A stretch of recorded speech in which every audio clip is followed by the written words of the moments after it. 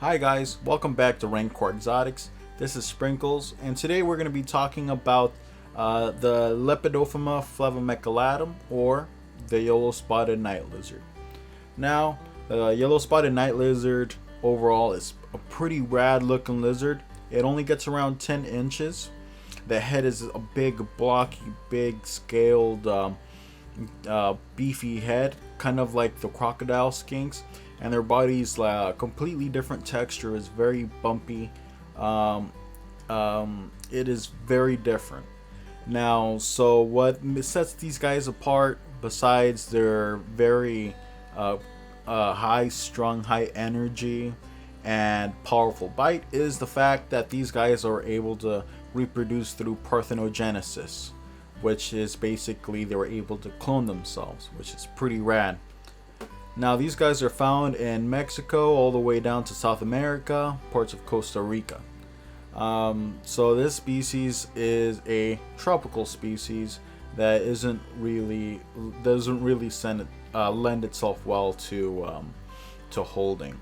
Now, say you do want one of these badass looking little guys, what are you gonna need? Their setups, they don't need a very large setup. They need around a 20-gallon long enclosure, which is basically a 30-inch by 12-inch by 12-inch enclosure. When you're building this enclosure, you need to pay special attention to it being a terrestrial setup. So they want more space to run around in than to climb in. They're from the tropics, so when you are building this enclosure, be sure to add a drainage layer so the substrate doesn't become waterlogged and become a host for things like fungus and other things. Overall, I think this would be a great candidate for something like a tropical vivarium. The plans, the conditions for the enclosure just fit so well into having a tropical terrarium that it will lend itself incredibly. So UVB, these guys are known as night lizards, though they do come out and bask. UVB is not needed. As always with these type of nocturnal species, it's always great to offer UVB as an option for the animal to come out and soak up some of these rays if it feels like it needs to. However, it is not a needed and requirement to have these guys. So for temperatures, these guys also don't want it too hot. A basking spot for these guys is something in the high 70s, like 78 degrees, and their ambient tank enclosure can be around the low 70s, like 72 degrees. So this species really doesn't lend itself too well to having high temperatures. Though lower temperatures might slow them down a little bit and force them to come out and bask, I think this species would rather prefer being a little too cold than a little too hot. For husbandry, they don't need all that much care. They're insectivores, so they'll eat grasshoppers, roaches, and these guys won't shy away from larvae like mealworms, superworms, calcium worms. They don't discriminate. They have very powerful jaws that they're able to use to crack open insect carapace, so they're not too picky with what they eat. Of course, as almost as a standard for almost any lizard or gecko, these guys do need that calcium and D3 and a multivitamin once a week. That's what I would offer, and that's probably what all these guys will probably need. Now, I call this a standard because almost any reptile will probably benefit from having a little more calcium and D3. I've seen more cases than not where lack of D3 becomes more of an issue than having too much. Now, for breeding, these guys are awesome because they don't need, majority of the yellow-spotted night lizards in captivity here in America are all female. What that means is that this species is able to breed through parthenogenesis. This means that they're able to produce clones of themselves. They're able to produce little miniature copies of themselves without a second partner, which is pretty darn cool. But this also brings up another important issue, because there are some members of this genus that are gendered. They do have female and male counterparts. So when you are trying to get a hold of one of these guys, through a breeder most likely, because you won't find them in pet stores, you need to ask whether or not this animal was produced through Partho. Because if it is, then you are probably going to need to be able to expect this animal reproducing itself under your care as well. And again, the cost of these guys probably won't be too high. I've seen these guys run from $150 to $250. So they're not that expensive compared to, say, another animal that I'm going to be making a video on, that enjoys also basking in the sun. So these guys aren't all that expensive. However, for a little lizard, it might be a bit of a pinch. You'll probably spend more money on setting up a beautiful enclosure for these guys than the animal itself, and that's how it should be. Now, when these guys give birth, they give birth. They don't lay eggs, so that saves you the hassle of setting up an incubator.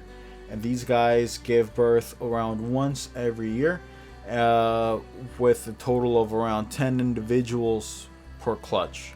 So it's not a very big clutch. The female will start showing signs that she is going to lay this litter, because she's going to start ballooning up. It becomes kind of very obvious once you have a mature female almost getting ready to lay or give birth, because she just kind of balloons. And if your enclosure is big and you don't know whether or not she went, you're going to see that she went from a balloon to a deflated, like a popped balloon, right? She's big, and out of nowhere she's really thin. That will let you know that she gave birth, and you should start looking for baby lizards. This species cannot be cohabitated. These guys will nip and bite each other and stress each other out. So as soon as she gives birth, it is your job to go in there and pull all the offspring out. In most cases, in most lizards, you can keep offspring together for a short amount of time, and they should be okay, like with leopard geckos and bearded dragons. However, in this species, right out of the get-go, they're pretty bitey. So they will nip each other's toes and nip each other's tails. So it is in your best interest and the animal's best interest for them to be immediately kept apart and separated right from the get-go. I'm not saying that they should be alone always. However, they do stress each other out, and you don't want to stress out the offspring, because then you might have failure to thrive with these guys. Hey man, you're upside down. What's going on? There you go. So that's the babies, and these babies will eat things like fruit flies, small enough mealworms, and crickets, dusted with the calcium and D3. So they're not very picky with that. Hey there. So the breeding is fairly straightforward, and it's pretty cool. Unlike, I think this is one of only a couple of lizards that I know of that will lend themselves well to captivity and are parthenogenic. It's awesome. Now, a con for these guys. The cons. These guys are small. They're high energy. They deliver a very nice bite for their size. They're not for handling. So that means if you're looking for an animal as a family pet, do not get these guys. Get something like a bearded dragon or something else. These guys are not for that. These guys will bite. They're not scared to bite. They're high energy. They're not one for holding. What else? These guys are parthenogenic, which is pretty cool. However, if you're not expecting a litter of lizards, that might stress you out. As a good keeper, you want to make sure that the offsprings are kept well, and it's hard to keep something well when it's sprung up on you like a leak in a boat. So that might be something that catches people that are uneducated unaware. Lastly is that this species is nocturnal. They're night lizards. Of course, they might come out to bask sometimes if they feel it's a little too cold. However, these species will not go out very much. This is one of the lizards in an enclosure that you won't see very often, which is why I strongly recommend having a beautiful terrarium to go along with them. Simply because this way, if you don't see the lizard, you can at least see a beautiful escaped enclosure, and it will kind of scratch that itch, you know. You know that the lizard's there and it's enjoying such a nice, beautiful enclosure that you could prepare for them. And that's pretty much all the cons. For health, they're pretty robust and hardy. They don't need a special diet. They don't need special prey items. They don't need exotic supplements. They're very cool looking.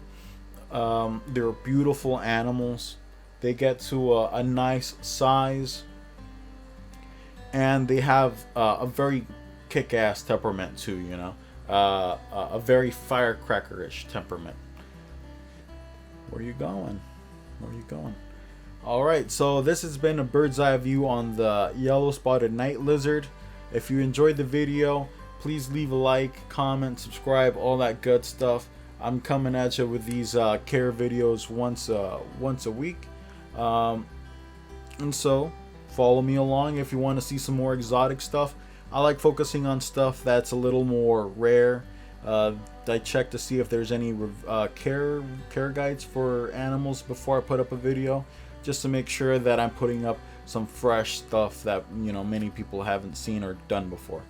Alright, if you have any comments or anything else, please leave a comment down below. If you have a suggestion for another exotic animal that really isn't talked about, leave it down in the comments. I snoop around there quite a bit. There's not a lot to shift through, so it's a nice cozy place to shout out your ideas. Alright, this is Sprinkles, and I'll see you guys in the next one. Bye guys.